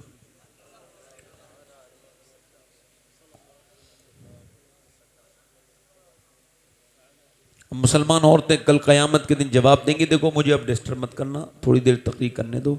ये पूरे रबीउल अव्वल में सबसे ज़्यादा जहाँ डिस्टर्ब हुआ हूँ वो यही जगह है। मुझे किसी का इनाम नहीं चाहिए, सब बैठ के सुने आराम से। मुझे कोई भी कुछ भी दाद भी, मैंने अब कहा है सुभान अल्लाह कहो, कहा है आपसे, शुरू से लेके अब तक कहा है, पहले शुरू में कहा था, अब कहा है। मुझे कुछ चाहिए वही नहीं, सुनने वाले चाहिए बस। सुनने वाले ही तो बोलने के लिए मजबूर करते हैं। दुरूद शरीफ फिर पढ़ लीजिए। मैंने उन्हें बिठाला था कि उसमें टेक लगा के बैठे हो, तो मुंह फैला के सो रहे हैं दो लोग यहाँ और तकरीर हो रही है। मेरे बेटों, मेरे भाइयों, थोड़ा सा तमीज़ सीख लो, अदब सीख लो। चलो फिर अल्लाह ताला बरकत अता फरमाए। मैं अपनी बहनों के बारे में बात कर रहा था, उनसे यही कहता हूं जब क़यामत का दिन होगा तो किसके पास जाओगी बताओ? जब पर्दा फर्ज है, हर औरत पर फर्ज है। मदीने की औरतों ने अपने बच्चों की लाशें उठाने गई, फिर भी पर्दे में गई। मगर आज के ज़माने की औरतों की इसकी परवाह ही कोई नहीं, ना मर्दों को कोई परवाह, ना औरतों को कोई परवाह। मर्द भी बेतमीज़ी पे उतर आए हैं, औरतें भी बदतमीज़ी पे उतर आई हैं। क़यामत के दिन होगा तो किसके पास जाएंगी? बम्बई की उन औरतों के पास या पाकिस्तान की बदतमीज़ उन औरतों के पास जिन्होंने बेहयाई फैलाई लोगों में? वो तो सब जहन्नम में होंगी। मुसलमान औरत के लिए एक एग्जाम्पल दे रहा हूँ, ये देखो, ये देखो, ये अल्लाह अकबर, ये मर्द की नमाज है। अल्लाह अकबर, ये पहली नमाज तकबीर उला, पहली तकबीर यही तो है ना, अल्लाह अकबर। तो हाथ यहाँ लाएगा, पूरा काबे की तरफ करेगा, फिर कहेगा अल्लाह अकबर, फिर यहाँ पर नियत बांधेगा, ठीक है, यहाँ पर नियत बांधेगा। ये इसका मर्द का हिसाब है। और औरत के लिए क्या है? अल्लाह अकबर, क्या? अल्लाह अकबर, यहाँ हाथ बांधेगी, अल्लाह अकबर। मर्द के लिए ऐसे हुक्म है अल्लाह अकबर कहने का, औरत के लिए हुक्म नहीं है, सिर्फ इतना अल्लाह अकबर। तवज्जो करो, फिर मर्द ये अल्लाह अकबर, औरत सिर्फ यहां तक अल्लाह। क्यों? क्योंकि इसका अल्लाह जानता है मर्द की जिस्म की बनावट और है, औरत की जिस्म की बनावट और है, तो लिहाजा अल्लाह नहीं चाहता कि नमाज में भी औरत बेपर्दा हो, तो औरत का नमाज अलग कर दी और मर्द की नमाज अलग कर दी। अभी हज पे गए हैं या उम्र पे जाएं, तस्लीम रजा साहब अपनी बीबी को लेके, अब ये जब तवाफ करने के बाद सही के दरमियान पहुंचे तो वहां पर लाइट लगी है दौड़ने की, ये दौड़ो यहां से। अब इनकी बीबी दौड़ने के लिए शुरू हुई, इसने कहा तुमने नहीं दौड़ना है। ये कह रहे हैं क्यों? वो कह रही क्यों? मैं जो कहा वहां चलो, तुमको नहीं दौड़ना है, मैं दौड़ूंगा। बीबी कह रही अरे खातूने इब्राहिम की तो सुन्नत है हाजरा की दौड़ना, इन्ना सफा वल मरवता मिन शायरिल्लाह, ये सफा और मरवा अल्लाह की निशानी है, इस वजह से कि वहां पे दौड़ी थी हाजरा। तो जब हाजरा दौड़ी है तो आप मुझे क्यों नहीं दौड़ने दे रहे हैं? ये कहेंगे नहीं तुमने नहीं दौड़ना है, तुम दौड़ोगी तो तुम्हारी बेपर्दगी हो सकती है, लिहाजा तुम नहीं दौड़ोगी। हालांकि औरत की ही सुन्नत है दौड़ना, मगर मर्द दौड़ेगा, औरत नहीं दौड़ेगी। यही अल्लाह का हुक्म है, क्योंकि औरत के जिस्म की बनावट और है, मर्द के जिस्म की बनावट और है। औरत हज में जाके भी बेपर्दा हो, अल्लाह ये नहीं चाहता। इस वजह से अल्लाह ने मर्द का हज अलग कर दिया, औरत का हज अलग कर दिया।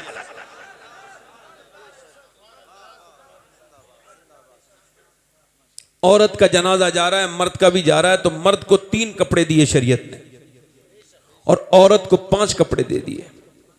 तो कोई इसमें मर्तबा बड़ा नहीं किया औरत का, बल्कि इसको एहतराम करवाया कि तू पर्दे वाली है, तेरी बेपर्दगी ना हो। औरत अगर शरीफ है तो अपने मर्द के बिस्तर पे भी बाहया है, और अगर वो बेगैरत है तो फिर दूसरे मर्दों से भी वो खुल के बात करती है, बेशर्म है वो औरतें। मगर कयामत का दिन होगा, नफसी नफसी का आलम होगा। हजरत अली कहते हैं मेरी शादी हुई फातिमा के साथ, बोलो सुभान अल्लाह। हुजूर की भी शादी हुई, हुजूर की बेटी की हो गई। हजरत अली कहते हैं मैं घर में गया तो मेरी बीबी फातिमा को देख के मैं रोने लगा। उन्होंने कहा आप रोते क्यों हैं, आपको कोई दिक्कत है? तो मैंने उनको देख के कहा कोई दिक्कत तो नहीं, मगर हुजूर की तरबियत पर आपके सब्र पे रोना आ रहा है। कहा क्या हुआ? कहा मैं देख रहा हूं कि किसी भी लड़की की शादी हो, गरीब की भी हो, तो वो 2-3 जोड़ी कपड़े पहन लेती है लड़की, और दुल्हन बनने का किसको शौक नहीं होता। मगर मैं आपके सब्र पर देख रहा हूं कि आपके माथे पे एक शिकन तक नहीं है, हालांकि आप जिस चादर में दुल्हन बन के आई हो उसमें 17 पैमद लगे हुए हैं। कितने पैमद? और सब बेटी वाले हो, सब बहने वाले हो, सब बड़ी खरीदारियां करके बहनों को रुखसत करते हो। नबी ने रुखसत किया अपनी बेटी को, 17 पैमद की चादर उड़ा के भेजा और कहा मेरी बेटी फातिमा, अल्लाह अच्छे कपड़े पहनने से राजी नहीं होता, अल्लाह पर्दा करने से राजी होता है। हुजूर की बेटी का इंतकाल होने वाला है, रो रही हैं, ध्यान से सुनना। हुजूर की बेटी का इंतकाल कैसे हुआ? 27 साल की उम्र में हुसैन और हसन की मां ने दुनिया को रुखसत कहा। हालांकि अली उनके शौहर हैं, हसनैन करीमैन उनके बेटे हैं, मगर अब्बा के गम में चली गई। किसके गम में बोलो? अपने बाप का गम बर्दाश्त नहीं कर पाई और चली गई। 6 महीने के अंदर सईदा फातिमा दुनिया से जा रही हैं, रो रही हैं। अस्मा कहती हैं रोती क्यों हैं? आपको नबी की मौत का डर लग रहा है? आपको नबी की बेटी हैं? कहा नहीं मौत का डर नहीं लग रहा है, बल्कि इस वजह से सोच रही हूँ जीते जीत पर्दा किया। इंतकाल के बाद जब जनाजा निकलता है तो मैयत हिलती है तो पता चल जाता है औरत कितनी पतली है, कितनी दुबली है। मैं सोच रही हूँ कि कहीं ऐसा ना हो मैंने जीते जी तो पर्दा किया है, कहीं ऐसा ना हो इंतकाल के बाद जब नबी की बेटी का जनाजा निकले और जब कंधा लोग बदलें और जब मैयत हिले तो किसी को ये ना पता चल जाए कि फातिमा कितनी पतली है, कितनी मोटी है।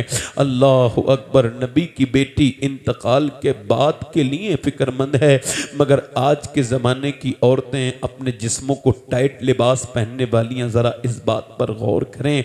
अल्लाह के रसूल की बेटी क़यामत के दिन अगर पूछ लेंगी तो क्या जवाब देंगी? और आपसे भी कहता हूँ मेरी बेटियों, मेरी बहनों, ये दुनिया मुख्तसर है, ज़िंदगी छोटी सी है, अल्लाह से तौबा कर लो। दोस्तों आपसे भी कह रहा हूँ, मैंने न जाने कितनों को मरते हुए देख लिया और कितने दुनिया से मर के ख़त्म भी हो गए, मगर मैं आपसे कहता हूँ तौबा कर लो। अपने रब से कहो मालिक हमको माफ़ कर दे, हम पर फजल फरमा दे, हम पे मेहरबानी कर दे। मैंने अपने हाथों से लोगों को गुस्ल दिया है। मैं आपको बता रहा हूँ ये मौत जब आएगी तो किसी को नहीं छोड़ेगी। न ये बादशाह को छोड़े, न वज़ीर को छोड़े, न अमीर को छोड़े, न फ़कीर को छोड़े, न ये अदना को छोड़े, न आला को छोड़े, न आलिम को छोड़े, न जाहिल को छोड़े, न औरत को छोड़े, न मर्द को छोड़े।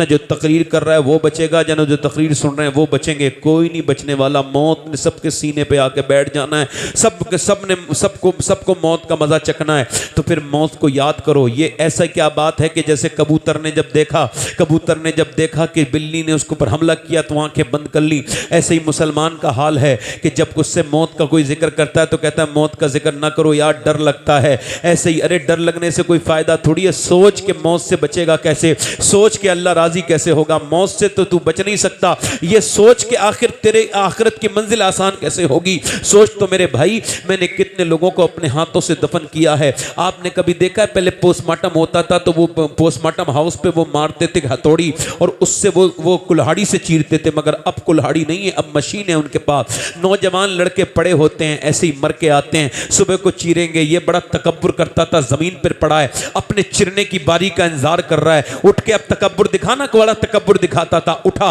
अब सर सुने, उसको उठा के ले गए और जाकर के उन्होंने बिजली के ग्लेंडर से उसको चीरा और चीरते यहां से डालते हैं, फाड़ते हुए चले जाते हैं, पूरा जिस्म फाड़ते हैं, फिर अंदर से चीजों को निकालते हैं और निकालने के बाद फिर उसके अंदर मोटे मोटे टांके लगाते हैं और फिर काली पन्नी में लपेट के दे देते हैं। अल्लाह अकबर। हुजूर फरमाते हैं जब मुर्दे का हाथ पकड़ा जाता है तो मुर्दा कहता है आराम से उठा, तेरे उठाने से बड़ी तकलीफ होती है। ये बताइए, जब मुर्दे का हाथ पकड़े तो मुर्दे को तकलीफ होती है, तो बताओ कि जब मुर्दे को पोस्टमार्टम किया जाता होगा तो कितनी तकलीफ होती होगी।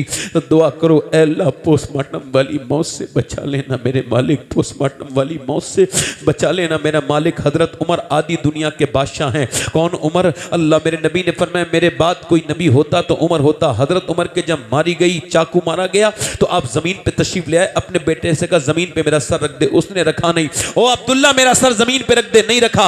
ओए मेरा सर जमीन पे रख। जमीन पे जब सर रख दिया तो आपने अपने सर से सजदा किया और नाक मिट्टी में रगड़ के बोले, ऐ अल्लाह, लोग कहते हैं बात उमर ये है, उमर बादशाह है, उमर, मगर उमर तो तेरी बारगाह का मोहताज है। मौत का वक्त है, अगर तूने उमर को न बख्शा तो उमर बर्बाद हो जाएगा, बख्श दे। ये जीस्त की आखिरी हिचकी है, इस पर कर्म कर दे मालिक। ये उमर की आखिरी हिचकी है, उमर को माफ कर दे यार। जिसका उमर का घर जन्नत में हुजूर ने बिशारत दी हो कि उमर का घर जन्नत में मैंने बड़ा खूबसूरत देखा है। अली के तलवार मारी गई, अली के मौला अली के पूरी दाढ़ी भीग गई, सुर्ख हो गई खून से। किसी हजरत अली दोनों हाथ उठा के दुआ कर रहे थे, या अल्लाह अली को बख्श दे, अली के अमल बहुत थोड़े हैं, अली के अमल बड़े थोड़े हैं। बताओ क्या अली के अमल थोड़े हैं? बताओ या हमारे थोड़े हैं? बताओ कितने नौजवान यहाँ बैठे हैं, सब कोई नहीं बचेगा। जाके कब्रिस्तानों में देखो, सबको मौत आएगी। मौत बड़ी सख्त है, सबको आकर के रहेगी। अंधेरी कब्र में लोग डाल के आ जाते हैं, ऊपर से तख्ते लगा के, तारीकी में अंधेरे में कोई वापस भी पलटता नहीं। कोई अपने बाप की कब्र को देखने नहीं जाता। जब बारिश होती है सब अपने घर की छतें तो चेक करते हैं, मगर कोई बाप की कब्र में नहीं देखता कितना पानी घुस गया, मेरे बाप की नाक में पानी घुसा या मुंह में पानी घुसा, कोई नहीं देखता। किस दुनिया से दिल लगाया है? ये दुनिया दिल लगाने की चीज नहीं है साहिबो, दोस्तों, इससे दिल बाहर निकलो। तुम्हें अल्लाह ने इस वजह से तो पैदा नहीं किया था। अल्लाह के रसूल की हदीस शरीफ है कि जो तौबा करता है अल्लाह उसको ऐसा कर देता है जैसे अपनी माँ के पेट से पैदा हुआ है। तो आज अपने रब से तौबा कर लो। मूसा अलैहिस्सलाम के ज़माने में एक औरत आई, आके बोली एक मर्द से मुझे कुछ दे दे, मेरे बच्चे भूखे हैं, मेरा आदमी बीमार है। उसने कहा तू रात मेरे पास गुजार दे, मैं तुझे कुछ दे दूंगा। उसने कहा मैं अपने इज्जत की सौदा करने नहीं आई थी। वापस चली गई, मगर फिर आई और बोली जो तुझे करना हो वो कर ले, मेरे बच्चे भूख से बेहोश हो रहे हैं, मुझे कुछ खाने को पहले दे दे। खाने को दे दिया, दे के आके कमरे में बैठ गई। उसने कमरे में इसके हाथ लगाया और जब इसके हाथ लगाने वाला था तो कांपने लगी। उसने कहा कांपती क्यों है, क्या पैसे नहीं दिए? इसने कहा पैसा सब कुछ नहीं होता। कहा फिर? का बात यह है कि अगर मेरे बच्चे भूखे ना होते तो कभी अपना जिस्म बेचने नहीं आती। कहा तो फिर डरती किससे है? कहा अल्लाह से। अल्लाह से डरती हूँ, जब मैं सजदा करती हूँ तब भी अल्लाह देखता है। अब मैं जब तू मेरे हाथ लगा रहा है, मेरी इज्जत लूट रहा है, तब भी मेरा रब मुझे देख रहा है, मैं अपने रब से यही अर्ज कर रही हूँ, मालिक मैं एक माँ हूँ, माँ, और मेरी ममता ने मुझे मजबूर किया है। अगर मेरे बच्चे भूखे न होते तो कभी ये काम न करती, ये गंदा काम न करती, ये बुरा काम न करती। अल्लाह अकबर। वो अल्लाह के फजल से ऐसी रोई कि उसके रोने से अल्लाह ने उस गुनहगार का दिल धो दिया। उसका दिल ऐसा धुला कि वो बोला मैं तुझे अपनी बहन बनाता हूं, तूने मेरी आंखें खोल दी। वो तो चली गई, पौस से पैसे दे दिए। ये सजदे में गिर के बोला मालिक एक बार आई थी, हाथ तक नहीं लगाया और इतना रोई है।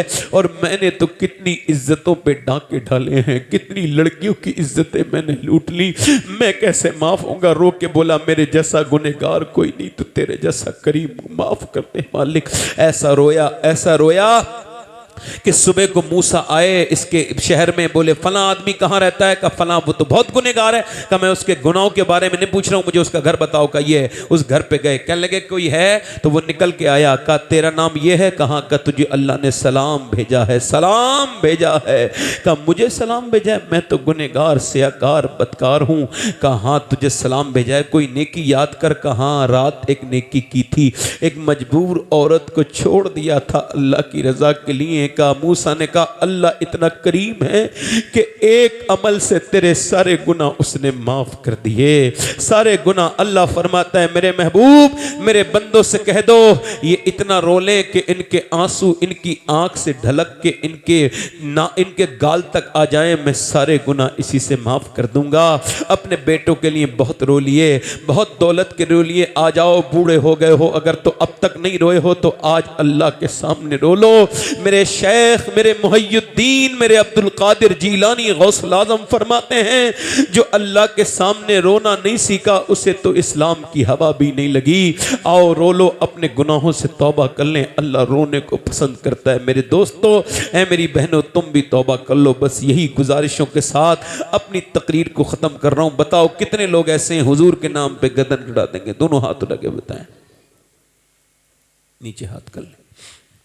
जो गर्दन कटा सकता है कुछ भी कर सकता है, कुछ भी कर सकता है ना, कुछ भी कर सकता है। अब एक दूसरे की तरफ ना देखना, मुस्कुराना नहीं। मैं उस नबी के लिए कह रहा हूं कि जब मेरे नबी के पेट पे पत्थर बनते थे ना, पत्थर, तो ऐसे करके हाथ उठा के दुआ करते थे और कहते थे या अल्लाह मेरी उम्मत भूखी ना मरे। पहाड़ों में रोए, गारे हिरा में इस उम्मत के लिए, उसी नबी के लिए। कितने लोग ऐसे हैं जो गर्दन कटा देंगे? दोनों हाथ ऊपर बताएं, नीचे हाथ कर ले। जो गर्दन कटा सकता है वो कुछ भी कर सकता है। तो कितने लोग ऐसे हैं जो गर्दन भी कटा देंगे आज से नबी के नाम पर और पूरी दाढ़ी भी लिखा लेंगे? वो इस महफिल में खड़े हो जाएं। जो नबी के नाम पे पूरी दाढ़ी रखा है खड़े हो जाएं, खड़े हो जाएं। जो नबी के नाम पे पूरी दाढ़ी रखा है, आ जाओ, बाहर निकल के आ जाओ भाई, आ जाओ। आप पीछे वाले आ जाओ, आपके तो भाई दाढ़ी है, आ जाओ। हर नबी के दाढ़ी, हर वली के दाढ़ी। कोई आशी मुस्कुराने की बात नहीं। सोचो कितना सख्त दिन होगा कि जब कब्र में जाओगे बगैर दाढ़ी के, और हुजूर ने कहा तू तो मेरे दुश्मनों वाला चेहरा लेके आया है। एक खड़े रहो, यहीं पे खड़े रहो। दूसरा कोई आशिक रसूल है? 100 शहीदों का सवाब एक दाढ़ी पर। हर नबी के दाढ़ी, हर वली के दाढ़ी, और दाढ़ी वाजिब है। कोई है दूसरा आशिक रसूल जो सुन्नत रसूल की नियत करे इस महफिल में? है कोई? है कोई नबी का चाहने वाला जो हुसैन के नाम पे उठे? रखाओगे बेटे दाढ़ी? रखाओगे या ऐसे ही खड़े हो? उधर खड़े हो जाओ, जाके आ जाओ। कोई तीसरा आशिक रसूल है इस महफिल रसूल में? नौजवानों हिम्मत नहीं करोगे कि अपने नबी से मोहब्बत नहीं है? यहूदियों के चेहरे बना के घूमते हो, नसरानियों के चेहरे बना के घूमते हो, कि नबी के चेहरे में तुम्हें कमी लगती है माज़अल्लाह? कोई है आशिक रसूल तीसरा अपने नबी का चाहने वाला? आओ आगे आओ। कोई चौथा आशिक रसूल है? सुभान अल्लाह, अल्लाह बरकत दे, इन्हें खुशियां दे। ये लोग खड़े नहीं हुए, अल्लाह ने इन पर करम किया है, अपना हुजूर की नजर रहमत हुई है इनके ऊपर। 3 हो गए। कोई चौथा आशिक रसूल है? हर नबी की दाढ़ी, हर नबी की दाढ़ी है। कोई चौथा आशिक रसूल? चौथा है कोई? इधर है कोई हमारे चचा, कोई बुजुर्ग आदमी जो आज से दाढ़ी रखा लें? कोई हमारे बुजुर्ग में देखें किसी से कहूंगा नहीं ऐसे, ये तो दिल का मामला है। जिसके जी में आए वो पाए रोशनी, मैंने तो दिल जला के सरे राह रख दिया। देखो अगर मेरे लिए तो एक बंदे को अल्लाह कबूल कर ले तो मेरी बख्शिश के लिए काफ़ी है ना, मगर मैं चाहता हूं कि और बढ़े। कोई चौथा 4 यार का मानने वाला, हुजूर के 4 यारों की बरकत से, हजरत अबू बकर की बरकत से, हजरत उमर फारूक आजम की बरकत से, उस्मान गनी मौला अली रदी अल्लाह तआला अन्हुम की बरकत से माशाअल्लाह आ गए। माशाअल्लाह 4 हो गए। पंजतन पाक का मानने वाला 5वां। इधर कोई है? कोई है इधर पीछे कोई? आपके तो है दाढ़ी भाई, आपके माशाल्लाह दाढ़ी है, आप तो पहले से बाशरा है माशाल्लाह। तो ये अच्छे इंसान है, बार बार इनका ईमान इनको उठा रहा है, मगर कुछ लोगों का ईमान बड़ा नीचे है अभी। ओए हिम्मत करो दोस्तों। कोई 5वां आशिक रसूल है? कोई है 5वां आशिक रसूल? आ जाओ चचा आ जाओ। सुभान अल्लाह। एक और लाए माशाअल्लाह। यही होता है दोस्ती कि मैं जा रहा हूं जन्नत में, तुझे भी लेके जाऊंगा। नारे तकबीर, नारे रिसालत, आओ आओ। नारे गौसियत, अल्लाह ताला आपको जहान की बरकत आला अता- हजरत, अल्लाह आपको जहान की माशाअल्लाह, बरकतें, अल्लाह फजल फरमाए आपके ऊपर। चचा आप हमेशा खुश रहो, आबाद रहो, अल्लाह आपको बुलंदी अता फरमाए। कोई और आशिक रसूल है? मैं कई लोगों के चेहरे देख के दुआ कर रहा हूं, अल्लाह इन्हें तौफीक दे दे, इन्हें तौफीक दे दे। हो सकता है किसी के हक में कबूल हो जाए। कोई और आशिक रसूल है महफिल रसूल में? माशाअल्लाह ये कितने हो गए अब? 6 हो गए। ओए कोई एक और हिम्मत कर लो भाई, एक और कोई हिम्मत करो, 7 हो जाएंगे। कोई है आशिक रसूल गौस पाक का मानने वाला, बड़े पीर का? है कोई आशिक रसूल इन नौजवानों में? कोई दीवाना?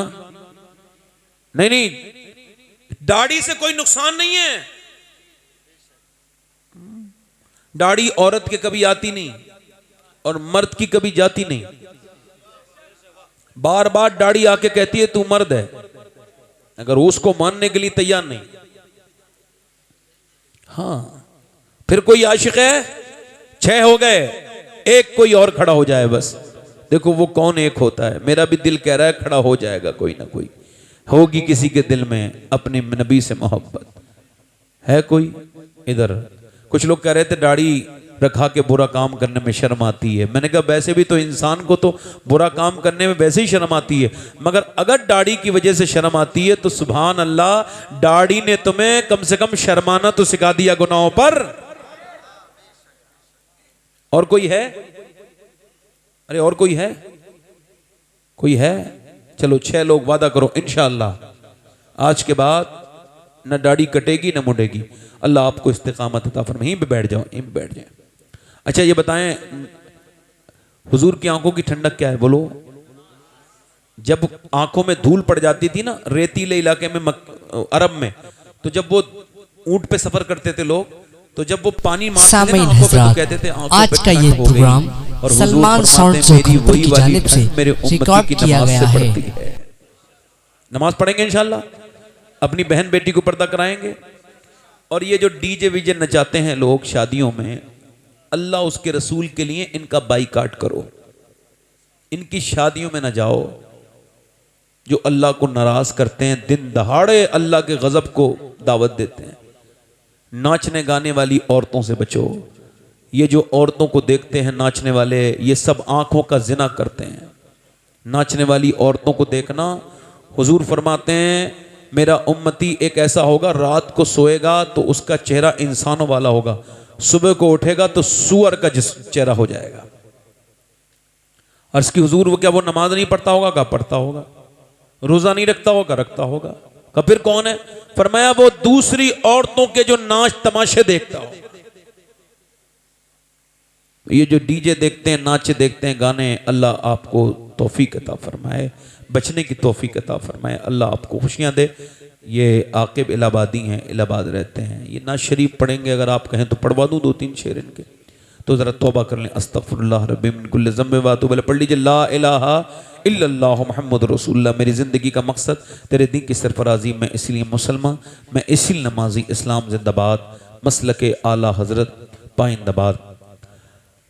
लक़द कान लकुम फ़ी रसूलिल्लाहि उस्वतुन हसना। सदक़ल्लाहुल अज़ीम। अस्सलामु अलैकुम व रहमतुल्लाहि तआला व बरकातहू। लो बैठे रहो।